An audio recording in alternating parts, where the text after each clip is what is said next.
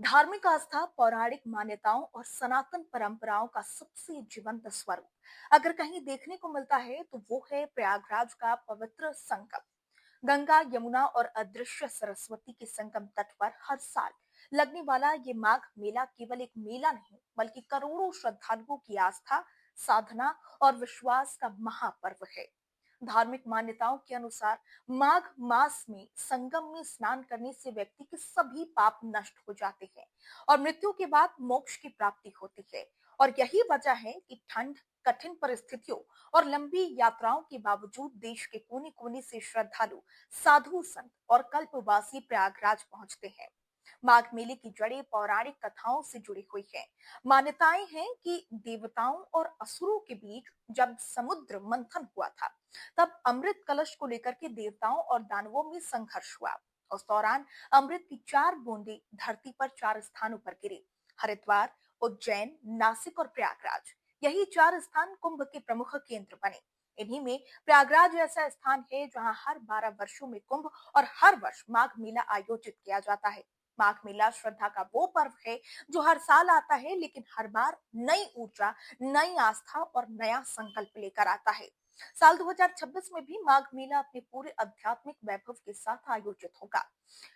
अब आपको बताते चलिए कि माघ मेला 2026 की प्रमुख स्नान तिथियां क्या है। माघ मेला 2026 की शुरुआत 3 जनवरी 2026 को पौष पूर्णिमा के दिन हो गई। इसी दिन से माघ मेले और कल्पवास का शुभारंभ माना जाता है। पौष पूर्णिमा पर संगम में स्नान करने का विशेष महत्व है और इसी दिन हजारों श्रद्धालु कल्पवासी के रूप में संगम तट पर बस जाते हैं। इसके बाद 14 जनवरी 2026 यानी कि मकर संक्रांति का दिन आएगा। ये माघ मेले का दूसरा प्रमुख स्नान पर्व होता है। सूर्य के मकर राशि में प्रवेश करने के साथ ही ये दिन दान, पुण्य और स्नान के लिए अत्यंत शुभ माना जाता है। इस दिन संगम तट पर शाही स्नान जैसा दृश्य देखने को मिलता है। तीसरा प्रमुख स्नान पर्व होगा 18 जनवरी 2026 को, मौनी अमावस्या के अवसर पर। मौनी अमावस्या को माघ मेले का सबसे पवित्र और प्रभावशाली स्नान माना जाता है। इस दिन लाखों श्रद्धालु मौन व्रत रख करके संगम में स्नान करते हैं। धार्मिक मान्यताओं के अनुसार मौनी अमावस्या के दिन किया गया स्नान जीवन के सबसे बड़े पापों से भी मुक्ति दिलाता है। इसके बाद आता है 23 जनवरी 2026 वसंत पंचमी। ये माघ मेले का चौथा मुख्य स्नान पर्व होता है। वसंत पंचमी ज्ञान, विद्या और नए जीवन की शुरुआत का प्रतीक मानी जाती है। इस दिन साधु संत पीले वस्त्र धारण कर संगम में स्नान करते हैं और पूरा मेला आध्यात्मिक उल्लास से भर उठता है। पांचवा और कल्पवासियों का सबसे महत्वपूर्ण स्नान होगा 1 फरवरी 2026 माघी पूर्णिमा के दिन।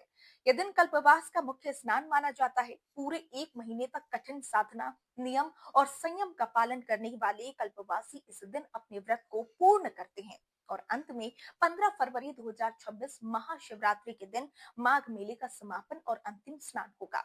शिव भक्तों के लिए यह दिन विशेष होता है। संगम में स्नान के बाद श्रद्धालु भगवान शिव की आराधना करते हैं और माघ मेले का विधिवत समापन होता है। माघ मेले के दौरान सबसे प्रमुख और केंद्रीय अनुष्ठान होता है संगम में पवित्र स्नान। पौष पूर्णिमा, मकर संक्रांति, मौनी अमावस्या, वसंत पंचमी और माघी पूर्णिमा, इन सभी तिथियों पर संगम तट पर श्रद्धालुओं का सैलाब उमड़ पड़ता है। मान्यता है कि इन दिनों संगम में स्नान करने से जन्म मरण के चक्र से मुक्ति मिलती है। माघ मेले का एक और महत्वपूर्ण पहलू है कल्पवास। कल्पवास का अर्थ है माघ मास के दौरान पूरे 1 महीने तक संगम तट पर निवास कर साधना करना। कल्पवास की शुरुआत पौष माह के 11वें दिन होती है और माघ माह के 12वें दिन तक चलती है। हालांकि कई श्रद्धालु मकर संक्रांति से भी कल्पवास प्रारंभ करते हैं। कल्पवासी अत्यंत सादा जीवन जीते हैं।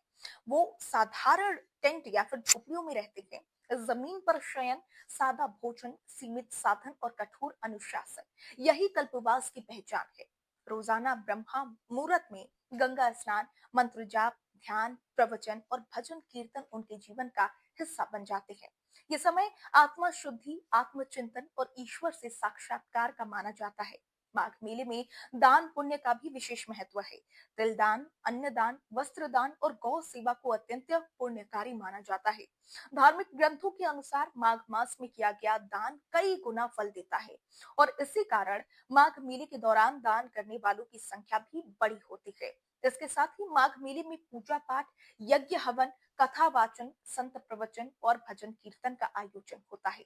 सांस्कृतिक कार्यक्रम, लोक संगीत और धार्मिक आयोजन इस मेले की भव्यता को और भी बढ़ा देते हैं।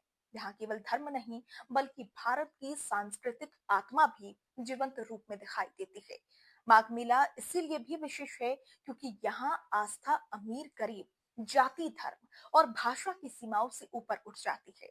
संगम तट पर हर व्यक्ति समान होता है, केवल एक श्रद्धालु, एक साधक। और यही कारण है कि माघ मेला केवल एक धार्मिक आयोजन नहीं, बल्कि आस्था, साधना, संस्कृति और भारतीय परंपरा का जीवंत उत्सव है।